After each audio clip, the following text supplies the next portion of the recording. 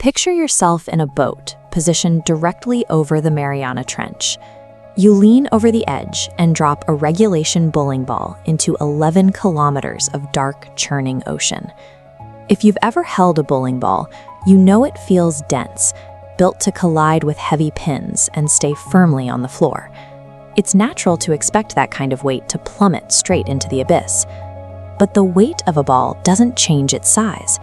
Whether it's a 6-pound lightweight or a 16-pound heavy, every regulation bowling ball is manufactured to have the exact same volume. Because they share that volume, they push aside the exact same amount of seawater. A bowling ball displaces exactly 12.13 pounds of water. The average alley ball weighs just 10.5 pounds. Since the displaced water is heavier, it floats. A mass difference of just a few pounds determines whether the ball succumbs to gravity or stays suspended by the water, splitting our story into two distinct futures. Let's follow the path of a heavy ball. We'll use a 7-kilogram ball, about 15.5 pounds, dense enough to overcome buoyancy and begin descending. As it sinks, it reaches terminal velocity, the constant speed where downward weight perfectly balances upward drag. For our 15.5-pound ball, this sluggish 1.3 meters per second takes 2 hours and 20 minutes. A near buoyant 13-pound ball slows to a crawl, taking 4.5 hours.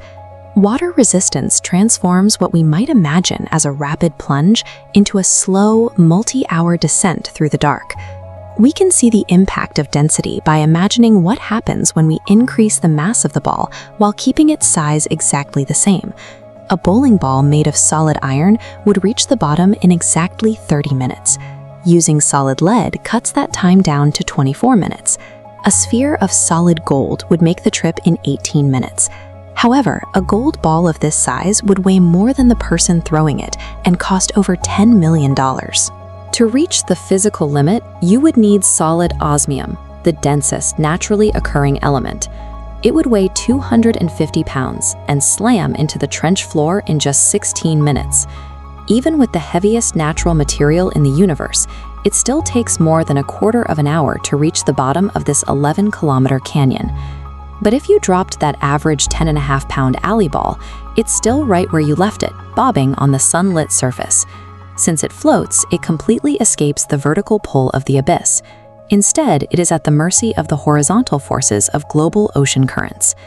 Using tracking models, we map its journey.